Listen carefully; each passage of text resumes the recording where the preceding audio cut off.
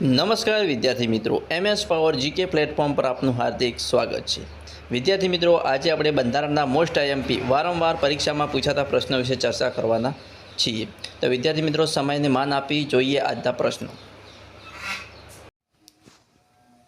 જોઈએ પ્રશ્ન નંબર 1। સંસદમાં ખરડો રજૂ કરતા પહેલાં કોની મંજૂરી લેવી પડે? તો જવાબ છે સ્પીકરની। સંસદમાં ખરડો રજૂ કરતા પહેલાં સ્પીકરની મંજૂરી લેવી પડે। નેક્સ્ટ, અનુસૂચિત જાતિ કે જનજાતિની યાદીમાં વધારો કે ઘટાડો કરવાની સત્તા કોને છે? તો જવાબ છે સંસદને। અનુસૂચિત જાતિ કે જનજાતિની યાદીમાં વધારો કે ઘટાડો કરવાની સત્તા સંસદને છે। નેક્સ્ટ પ્રશ્ન, વટહુકમ બહાર પાડવાની સત્તા કોને છે? વટહુકમ બહાર પાડવાની સત્તા કોને છે? તો જવાબ છે રાષ્ટ્રપતિને। વટહુકમ બહાર પાડવાની સત્તા રાષ્ટ્રપતિને છે। નેક્સ્ટ પ્રશ્ન, ભારતની સંસદની પદ્ધતિ કયા દેશમાંથી લેવામાં આવી છે? ભારતની સંસદની પદ્ધતિ કયા દેશમાંથી લેવામાં આવી છે? તો આપણો જવાબ છે બ્રિટન દેશમાંથી, બ્રિટનના બંધારણમાંથી ભારતીય સંસદની પદ્ધતિ લેવામાં આવી છે। જોઈએ નેક્સ્ટ પ્રશ્ન, સમવાયતંત્રીનો વિચાર કયા દેશના બંધારણમાંથી લેવાયેલ છે? સમવાયતંત્રીનો વિચાર કયા દેશના બંધારણમાંથી લેવાયેલ છે? તો જવાબ છે કેનેડાના બંધારણમાંથી। કેનેડાના બંધારણમાંથી સમવાયતંત્રનો વિચાર લેવામાં આવ્યો છે। નેક્સ્ટ પ્રશ્ન, બંધારણમાં મૂળભૂત અધિકારોની કલમ કઈ છે? બંધારણમાં મૂળભૂત અધિકારોની કલમ કઈ છે? તો જવાબ છે કલમ 12 થી 35 એ મૂળભૂત અધિકારોની કલમ છે। નેક્સ્ટ, વિદ્યાર્થી મિત્રો, જો તમને મારા વિડીયો પસંદ આવતા હોય તો મારી યુટ્યુબ ચેનલને સબસ્ક્રાઈબ કરવાનું, લાઈક કરવાનું અને શેર કરવાનું ના ભૂલતા। જોઈએ નેક્સ્ટ પ્રશ્ન, ભારતમાં મતદાન કરવાનો અધિકાર કેટલા વર્ષે પ્રાપ્ત થાય છે? ભારતમાં મતદાન કરવાનો અધિકાર કેટલા વર્ષે પ્રાપ્ત થાય છે? તો જવાબ છે 18 વર્ષે। ભારતમાં મતદાન કરવાનો અધિકાર 18 વર્ષે પ્રાપ્ત થાય છે। નેક્સ્ટ, બંધારણના કયા સુધારા દ્વારા મતદારની વય 18 વર્ષની કરવામાં આવી છે? તો બંધારણના 61માં સુધારા દ્વારા મતદારની વય 18 વર્ષની કરવામાં આવી છે। 21 વર્ષથી ઘટાડીને 18 વર્ષની કરવામાં આવી છે। ક્યારે? 61માં બંધારણીય સુધારામાં। જોઈએ નેક્સ્ટ પ્રશ્ન, રાષ્ટ્રપતિને રાજ્યસભામાં કેટલા સભ્યો નિમણૂક કરવાની સત્તા છે? રાષ્ટ્રપતિને રાજ્યસભામાં કેટલા સભ્યો નિમણૂક કરવાની સત્તા છે? તો જવાબ છે 12 સભ્યો। રાષ્ટ્રપતિને રાજ્યસભામાં 12 સભ્યો નિમણૂક કરવાની સત્તા છે। જોઈએ નેક્સ્ટ, લોકસભામાં ગુજરાતની કેટલી બેઠકો છે? લોકસભામાં ગુજરાતની કેટલી બેઠકો છે? તો જવાબ છે 26 બેઠકો છે। લોકસભામાં ગુજરાતની 26 બેઠકો છે। નેક્સ્ટ પ્રશ્ન, ગુજરાતનું રાજ્યસભામાં પ્રતિનિધિત્વ કેટલી બેઠકોનું છે? ગુજરાતનું રાજ્યસભામાં પ્રતિનિધિત્વ કેટલી બેઠકોનું છે? તો જવાબ છે 11 બેઠકો છે। ગુજરાતનું રાજ્યસભાની કેટલી બેઠકો છે? તો 11। નેક્સ્ટ, ગુજરાત વિધાનસભાની બેઠકો કેટલી છે? તો જવાબ છે 182। ગુજરાતમાં વિધાનસભાની બેઠકો કેટલી છે? 182। નેક્સ્ટ, કઈ કલમ દ્વારા બંધારણમાં સુધારો લાવી શકાય છે? કઈ કલમ દ્વારા બંધારણમાં સુધારો લાવી શકાય છે? તો કલમ 368 દ્વારા બંધારણમાં સુધારો લાવી શકાય છે। નેક્સ્ટ, બંધારણનો પ્રથમ સુધારો કઈ સાલમાં થયો હતો? બંધારણનો પ્રથમ સુધારો કઈ સાલમાં થયો હતો? તો જવાબ છે 1951ની સાલમાં બંધારણનો પ્રથમ સુધારો થયો હતો। બંધારણના કેટલામાં સુધારા દ્વારા બંધારણમાં નાનું બંધારણ ઉમેરાયું તેમ ગણાય છે? બંધારણના કેટલામાં સુધારા દ્વારા બંધારણમાં નાનું બંધારણ ઉમેરાયું તેમ ગણાય છે? તો જવાબ છે 42માં બંધારણીય સુધારા દ્વારા બંધારણમાં નાનું બંધારણ ઉમેરાયું તેમ ગણાય છે। નેક્સ્ટ, કયું રાજ્ય લોકસભાની વધુ બેઠકોનું પ્રતિનિધિત્વ કરે છે? કયું રાજ્ય લોકસભાની વધુ બેઠકોનું પ્રતિનિધિત્વ કરે છે? તો જવાબ છે ઉત્તર પ્રદેશ। ઉત્તર પ્રદેશ રાજ્ય લોકસભાની વધુ બેઠકોનું પ્રતિનિધિત્વ કરે છે। નેક્સ્ટ, સત્યમેવ જયતે કયા ઉપનિષદમાંથી લેવાયેલું છે? સત્યમેવ જયતે કયા ઉપનિષદમાંથી લેવાયેલું છે? તો જવાબ છે મુંડકોપનિષદમાંથી। સત્યમેવ જયતે કયા ઉપનિષદમાંથી લેવાયેલું છે? તો મુંડકોપનિષદમાંથી। નેક્સ્ટ, ભારતીય બંધારણના પિતા તરીકે કોણ ઓળખાય છે? તો ભારતીય બંધારણના પિતા તરીકે કોણ ઓળખાય છે? તો ભારતીય બંધારણના પિતા ડૉક્ટર આંબેડકર ઓળખાય છે। ભારતીય બંધારણના પિતા તરીકે ડૉક્ટર આંબેડકર ઓળખાય છે। નેક્સ્ટ, સમાજવાદી, બિનસાંપ્રદાયિક શબ્દો બંધારણમાં કયા સુધારા દ્વારા ઉમેરવામાં આવ્યા છે? સમાજવાદી અને બિનસાંપ્રદાયિક શબ્દો બંધારણમાં કયા સુધારા દ્વારા ઉમેરવામાં આવ્યા છે? તો જવાબ છે 42માં બંધારણીય સુધારા દ્વારા સમાજવાદી અને બિનસાંપ્રદાયિક શબ્દો બંધારણમાં ઉમેરવામાં આવ્યા છે. નેક્સ્ટ, ભારતનો કયો મૂળભૂત અધિકાર રદ કરવામાં આવ્યો છે? ભારતનો કયો મૂળભૂત અધિકાર રદ કરવામાં આવ્યો છે? તો જવાબ છે મિલકતનો અધિકાર એ રદ કરવામાં આવ્યો છે. મિલકતનો અધિકાર એ ભારતના બંધારણમાં રદ કરવામાં આવ્યો છે. જોઈએ નેક્સ્ટ, ભારતીય પ્રજાસત્તાક રાજ્યના વડા કોણ છે? ભારતીય પ્રજાસત્તાક રાજ્યના વડા કોણ છે? તો જવાબ છે રાષ્ટ્રપતિ. રાષ્ટ્રપતિ એ ભારતીય પ્રજાસત્તાક રાજ્યના વડા છે. નેક્સ્ટ, બંધારણ ઘડાયું ત્યારે કેટલા પરિશિષ્ટો હતા? બંધારણ ઘડાયું ત્યારે કેટલા પરિશિષ્ટો હતા? તો જવાબ છે 8 પરિશિષ્ટો હતા. નેક્સ્ટ, રાષ્ટ્રપતિને શપથવિધિ કોણ કરાવે છે? રાષ્ટ્રપતિને શપથવિધિ કોણ કરાવે છે? તો જવાબ છે ભારતના વરિષ્ઠ ન્યાયમૂર્તિ. રાષ્ટ્રપતિને શપથવિધિ કોણ કરાવે છે? ભારતના વરિષ્ઠ ન્યાયમૂર્તિ રાષ્ટ્રપતિને શપથવિધિ કરાવે છે.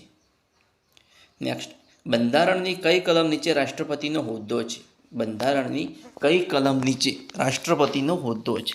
તો જવાબ છે કલમ 52 એ રાષ્ટ્રપતિનો હોદ્દો છે. બંધારણની કલમ 52માં રાષ્ટ્રપતિનો હોદ્દો છે.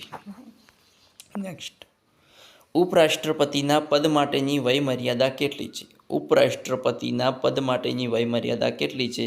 તો જવાબ છે 35 વર્ષ. ઉપરાષ્ટ્રપતિના પદ માટેની વય મર્યાદા કેટલી છે? 35 વર્ષ. નેક્સ્ટ, ઉપરાષ્ટ્રપતિ રાજીનામું કોને ઉદ્દેશીને લખે છે? ઉપરાષ્ટ્રપતિ રાજીનામું કોને ઉદ્દેશીને લખે છે? તો જવાબ છે રાષ્ટ્રપતિને. નેક્સ્ટ, ઉપરાષ્ટ્રપતિની ચૂંટણીમાં કોને મતાધિકાર છે? ઉપરાષ્ટ્રપતિની ચૂંટણીમાં કોને મતાધિકાર છે? તો જવાબ છે સંસદના બંને ગૃહના ચૂંટાયેલા સભ્યોને. ઉપરાષ્ટ્રપતિની ચૂંટણીમાં કોને મતાધિકાર છે? તો જવાબ છે સંસદના બંને ગૃહના ચૂંટાયેલા સભ્યોને. નેક્સ્ટ, રાષ્ટ્રપતિને કોણ ચૂંટે છે? રાષ્ટ્રપતિને કોણ ચૂંટે છે? તો જવાબ છે લોકસભા, રાજ્યસભાના ચૂંટાયેલા સભ્યો તથા વિધાનસભાના ચૂંટાયેલા સભ્યો રાષ્ટ્રપતિને ચૂંટે છે. લોકસભાના, રાજ્યસભાના ચૂંટાયેલા સભ્યો તથા વિધાનસભાના ચૂંટાયેલા સભ્યો રાષ્ટ્રપતિને ચૂંટે છે. નેક્સ્ટ, ઓપેક સંગઠનનું કાર્ય શું છે? ઓપેક સંગઠનનું કાર્ય શું છે? તો જવાબ છે ઓપેક સંગઠનનું કાર્ય છે ક્રૂડ ઓઇલના ઉત્પાદન તેમજ કિંમત અને વપરાશ પર નિયંત્રણ રાખવાનું કાર્ય ઓપેક સંગઠનનું છે.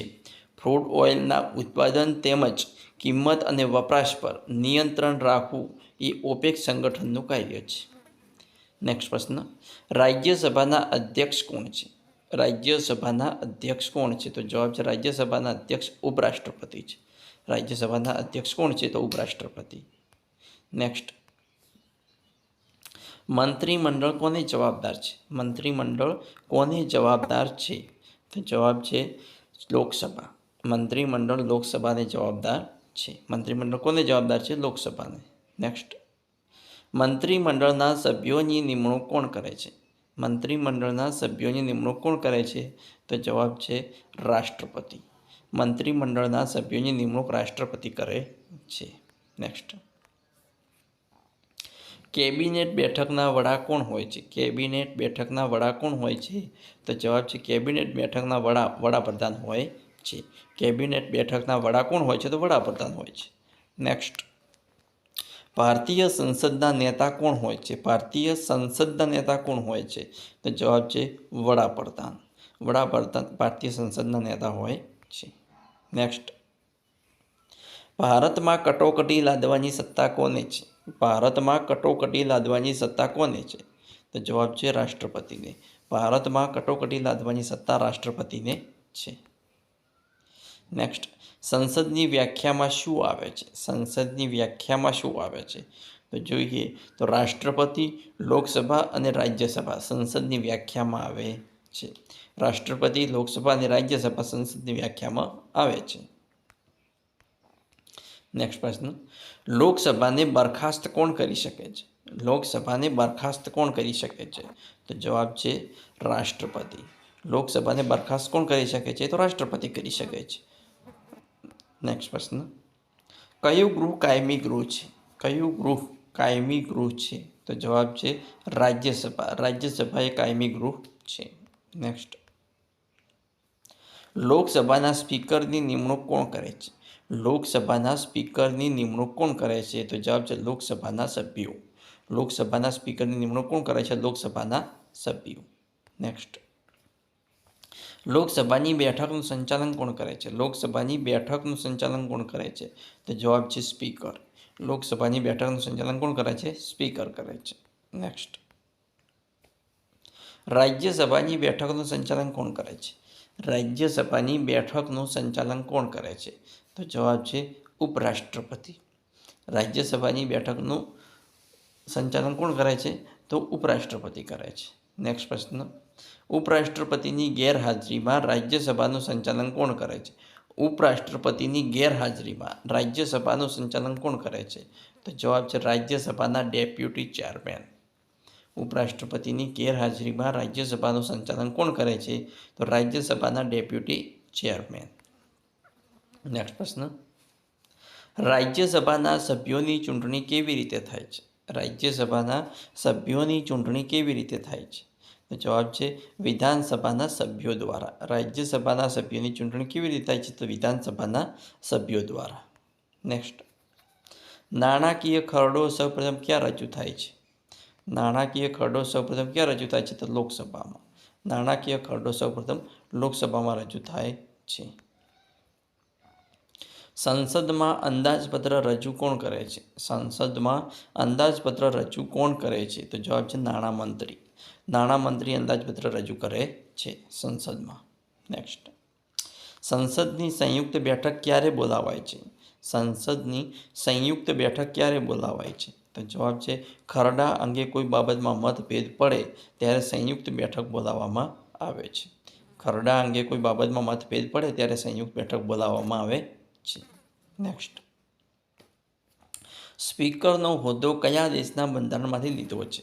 સ્પીકરનો હોદ્દો કયા દેશના બંધારણમાંથી લીધો છે? તો જવાબ છે બ્રિટનના બંધારણમાંથી સ્પીકરનો હોદ્દો લીધેલો છે.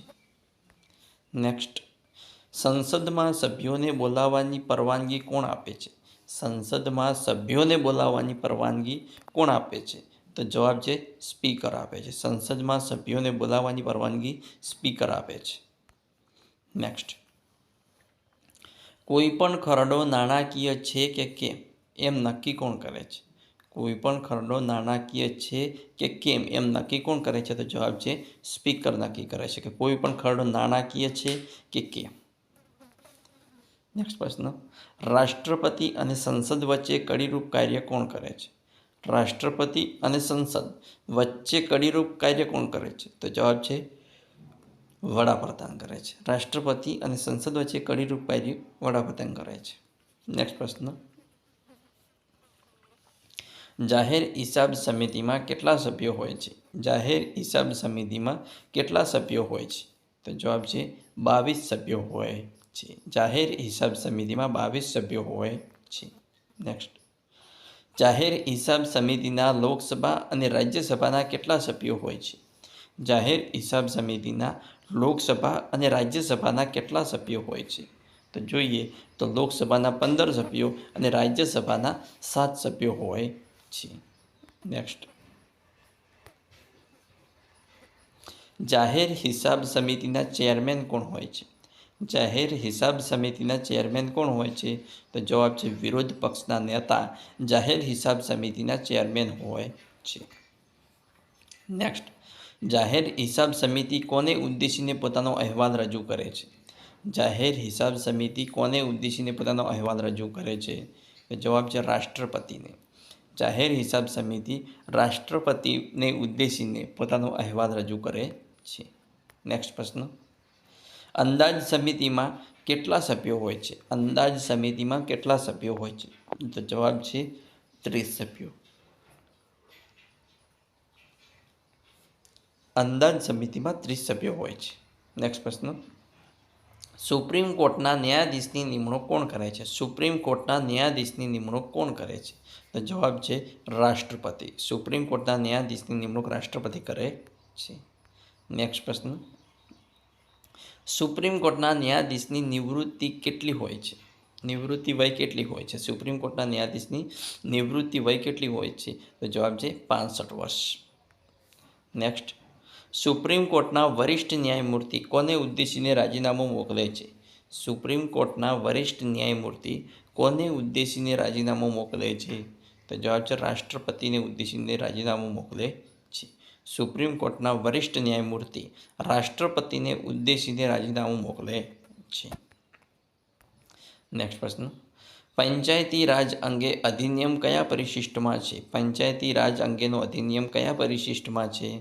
તો જવાબ છે 11મી પરિશિષ્ટમાં. જોઈએ નેક્સ્ટ પ્રશ્ન, સુપ્રીમ કોર્ટના મુખ્ય ન્યાયમૂર્તિને સોગંદ કોણ લેવડાવે છે? સુપ્રીમ કોર્ટના મુખ્ય ન્યાયમૂર્તિને સોગંદ કોણ લેવડાવે છે? તો જવાબ છે રાષ્ટ્રપતિ. સુપ્રીમ કોર્ટના મુખ્ય ન્યાયમૂર્તિને સોગંદ કોણ લેવડાવે છે? રાષ્ટ્રપતિ લેવડાવે છે. નેક્સ્ટ, રાજ્યના બંધારણીય વડા કોણ છે? રાજ્યના બંધારણીય વડા કોણ છે? તો જવાબ છે રાજ્યપાલ. રાજ્યના બંધારણીય વડા કોણ છે? તો રાજ્યપાલ એ રાજ્યના બંધારણીય વડા છે. નેક્સ્ટ, સૌથી ટૂંકામાં ટૂંકી લોકસભા કઈ છે? સૌથી ટૂંકામાં ટૂંકી લોકસભા કઈ છે? તો આપણો જવાબ રહેશે 12મી. સૌથી ટૂંકામાં ટૂંકી લોકસભા કઈ છે? તો 12મી લોકસભા સૌથી ટૂંકામાં ટૂંકી છે. વિદ્યાર્થી મિત્રો, આવા નેક્સ્ટ પ્રશ્નો જોવા મારી ચેનલને સબસ્ક્રાઈબ કરવાનું અને તમારા મિત્રો સાથે લિંક શેર કરવાનું ના ભૂલતા. Thanks for watching my video.